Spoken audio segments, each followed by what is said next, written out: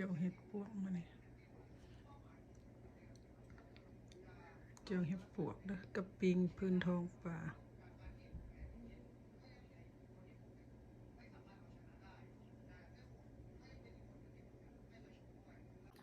สบายดีมากินข้าวน้ำกันเด้อกินข้าวกับเจียวเห็ดปวกได้มาตะลาว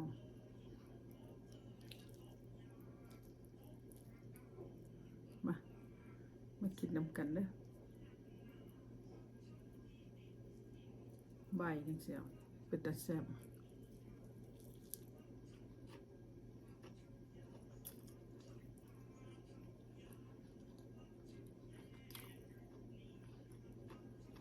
ก็มีปิ้งพื้นท้องป่าท้องป่าให้มัน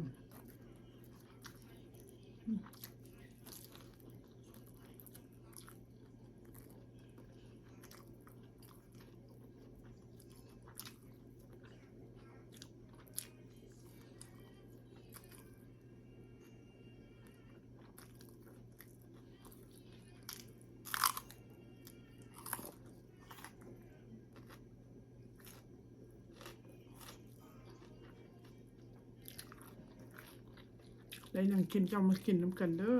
น้องเลยอยากกระสอบมาจำชอบจำกิน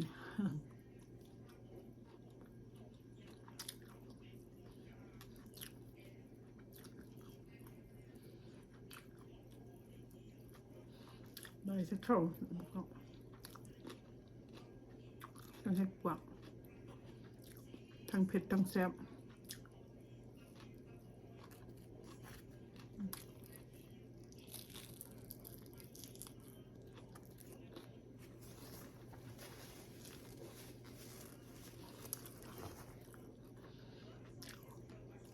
ซึ้ง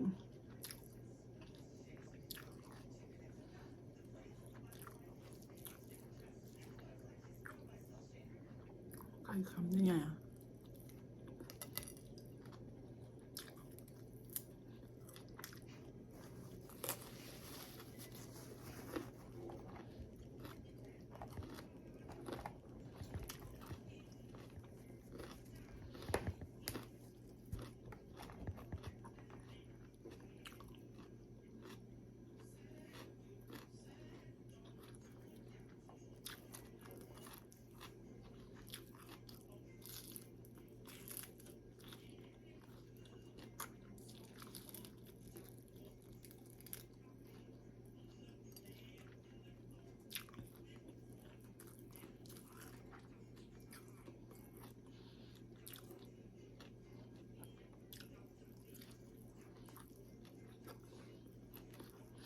มันเข้าสวยอ่ะ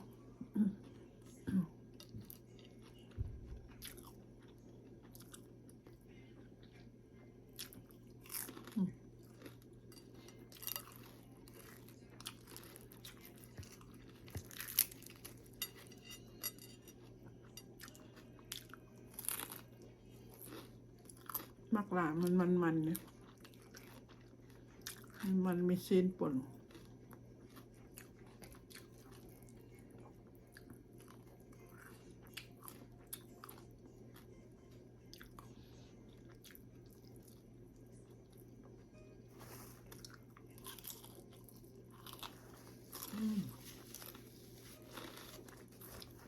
เนาะ